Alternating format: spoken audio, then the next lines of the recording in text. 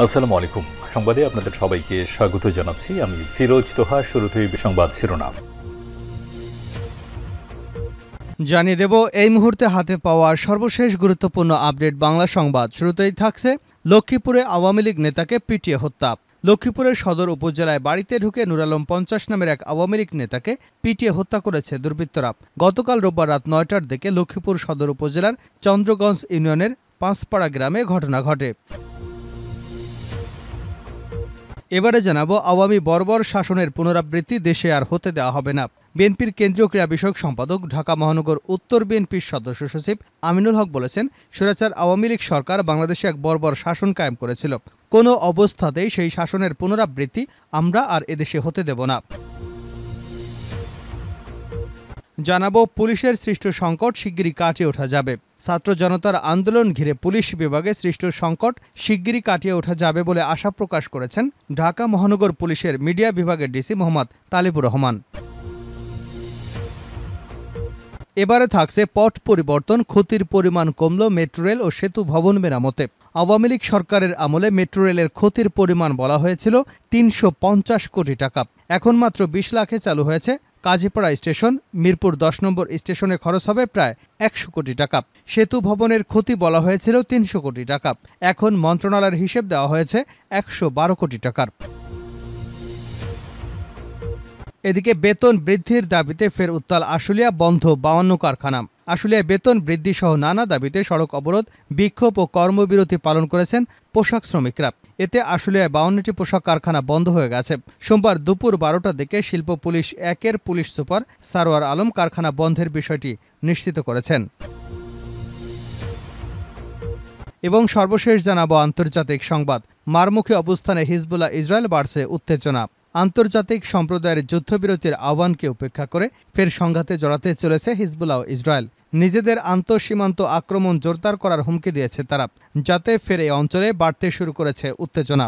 এতক্ষণ শিরোনাম শুনছিলেন, এবার বিস্তারিত। প্রিয় দর্শক, আপনি যদি এই চ্যানেলে নতুন হয়ে থাকেন, ভিডিওটি দেখতে দেখতে চ্যানেলটি সাবস্ক্রাইব করে আমাদের সঙ্গেই থাকুন।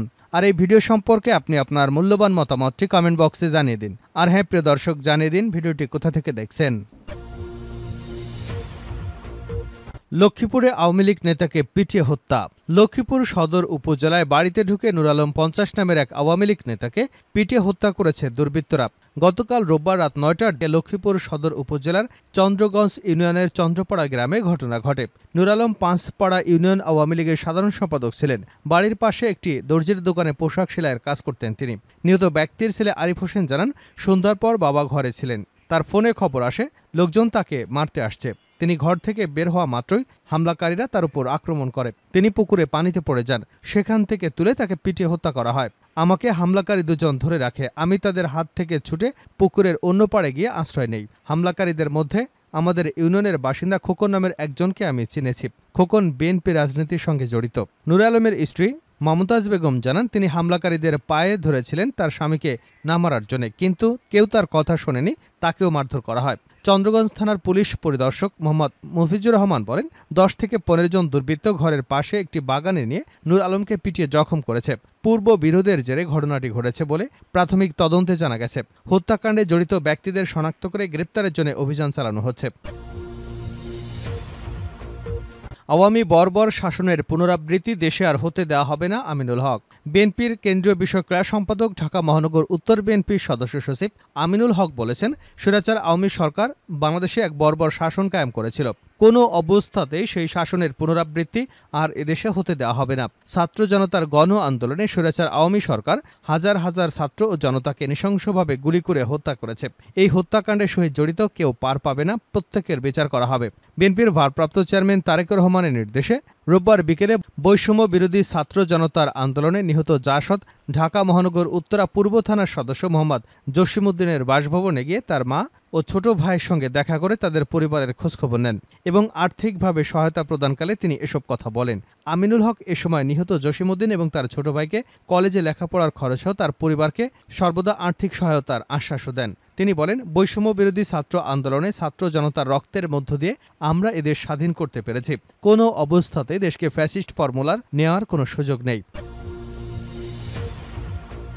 পুলিশের সৃষ্ট সংকট শিগগিরই কাটিয়ে ওঠা যাবে ডিসি তালেবুর। ছাত্র জনতার আন্দোলন ঘিরে পুলিশ বিভাগে সৃষ্ট সংকট শিগগিরই কাটিয়ে ওঠা যাবে বলে আশা প্রকাশ করেছেন ঢাকা মহানগর পুলিশের মিডিয়া বিভাগের ডিসি মোহাম্মদ তালিবুর রহমান। সোমবার পুলিশের বিভিন্ন অপারেশনাল সাফল্য নিয়ে এক ব্রিফিংয়ে একথা বলেন তিনি। আংশিক এবং পরিপূর্ণভাবে 22টি থানা পুড়ে গেছে জানিয়ে ডিসি মোহাম্মদ তালিবুর রহমান বলেন, অল্প সময়ের ভেতরেই সংকট কাটিয়ে ওঠা যাবে। কতটা অস্ত্র লুট হয়েছে সেটাও জানা যাবে। এছাড়া যারা এখনও অনুপস্থিত তাদের বিরুদ্ধেও বিভাগীয় ব্যবস্থা নেওয়া হবে।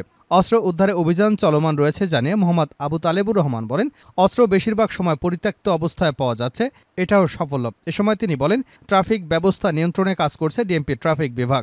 কোনো কারণে যেন ব্যাটারি চালিত রিকশা না নামতে পারে সেদিকে খেয়াল রাখা হচ্ছে। 31 লাখ টাকার মতো জরিমানা করা হয়েছে।